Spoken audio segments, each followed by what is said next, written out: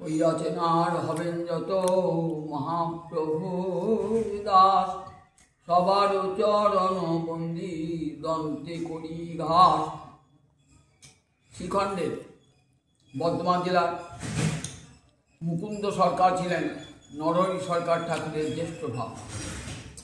পিতার নাম ছিল নারায়ণ দেব, মায়ের নাম ছিল গৌরী।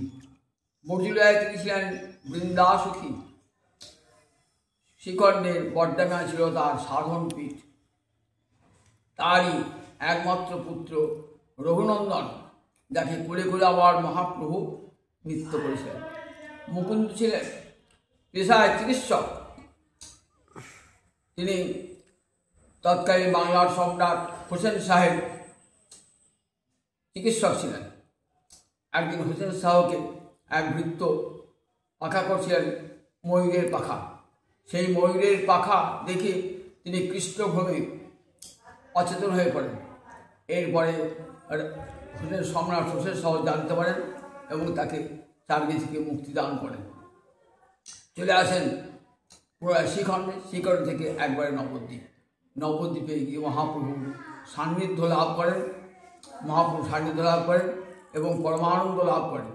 নবদ্বীপে চতুষ্পাঠী তার লেখাপড়া শেখা। তারই মহাপ্রভুর করুণায় আদির নির্দেশে তিনি দান পরিগ্রহ করেন এবং তারই পুত্র রঘুনন্দন জন্মান, যে বড় শ্রুতকৃত্তি বৈষ্ণব বৈষ্ণবপুরী অলঙ্কার মুকুন্দ সরকার এবং তার পুত্র রঘুনন্দন আজও বড্ডাঙ্গায় তাদের স্বর্ণোৎসবে এবং নরহরি সরকার স্বর্ণোৎসবে বিশাল বড্ডাঙ্গার মেলা হয়ে থাকে। বহু কীর্তন, ভাগবত পাঠ ইত্যাদি হয়ে থাকে। বহু বৈষ্ণবের সমাগম হয় এবং অনেক সাধারণ মানুষের সমাগম হয়। 3-4 দিন ধরে গোটা শ্রীখণ্ড গ্রাম এবং আশেপাশেও কোলাহল মুখর হয়ে থাকে এই বড্ডাঙ্গার জন্য জানিতায়।